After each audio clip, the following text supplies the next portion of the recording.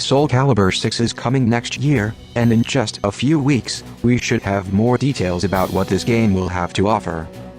Even though I can't stand Hirata, it's at least great to know that he is contributing to the game in some form, because Tekken had been light years ahead of SoulCalibur.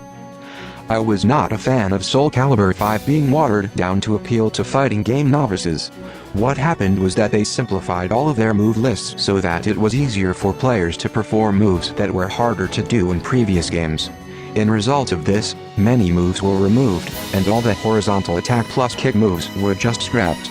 That wasn't the only change they made, but they added a meter, and this meter enables you to do special moves that really didn't seem all that special.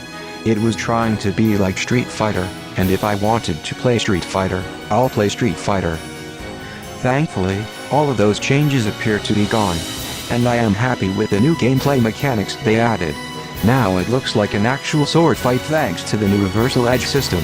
It allows you to guard attacks quicker and attack in the middle of your opponent's punish state. I also like that it appears to wind back time to the events of SoulCalibur 1. So Phaedra and Michirugi are their younger selves, and hopefully that means Pyrrha and Patroclus never come near this game. With that said, I would like to see characters from SoulCalibur 2, 3, and 4 return as well. Zazalemo, Talim, Yunsung, there was absolutely no reason to have scrapped them other than the director hates people from their respective cultures. This would be like Mortal Kombat, when they rebooted the series in 2011 and included every character from the first 3 games. I don't necessarily trust them to have a lot of characters though. They always seem to cut characters and there never appears to be a large roster at any point. One thing I don't get is that SoulCalibur and Soul Edge change their appearance for every game. I am aware that they may explain why this is, but I just don't like the idea of it. It's okay if Soul Edge is missing parts of it. But then there's a Phantom version, an Undead version, but pick one appearance. There's no point to having multiple different forms if one form is considered better than the others. One of the best parts of SoulCalibur 5 was its character creation mode. This was the most time that I enjoyed with the game because of all the parts you could add to a character. Hopefully they made it better and not worse. Adding 3D objects and placing them on your character wherever you want was a great bonus. As long as SoulCalibur 6's character creation system is close to this, then there is nothing they need to change about it. One glaring flaw about SoulCalibur's creation system was that the game always had next to no unique movesets. SoulCalibur 3 had these 9 or 10 generic movesets for weapons, and that was as close to what we got to have truly unique movesets. I propose they do something similar with the movesets that they did for Tekken Tag Tournament 2. Have the character unlock new moves. Tekken Tag Tournament had a character named Combat. Combat adopted many signature moves from all the Tekken characters like Paul Phoenix's Super Punch or a kicking combo from Alizé. The idea would be that the created character gets to unlock new moves depending on what his or her weapon is, so if the character had a one-handed weapon, he could unlock moves that belong to various characters who also have one-handed weapons. The two problems with Combat was that his customizable moves lacked depth and you couldn't even choose him for online matches.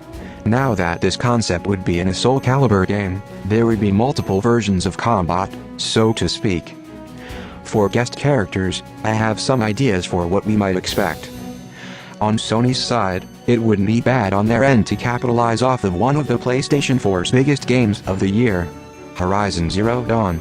Namco would be crazy to not consider Aloy likely one of the best new characters this year. She is simply a no-brainer. With her high-tech spear and bow, she would be perfect for any PS4 owner.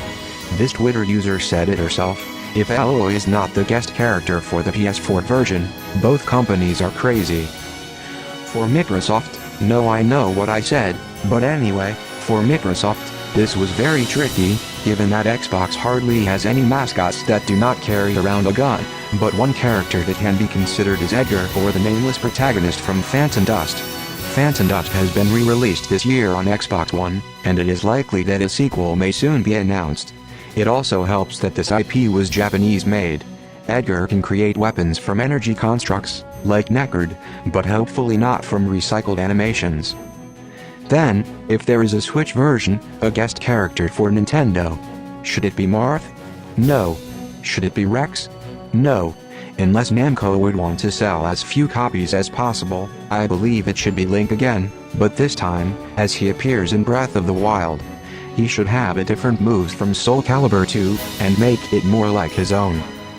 Then the PC version. The PC version should have a character owned by Namco. Why not the Chosen Undead from Dark Souls? There you have it, 4 guest characters. Aloy, Edgar, Link, and the Chosen Undead. I will end this video with a mantra. Improve. Don't remove. Get it? Got it? Good.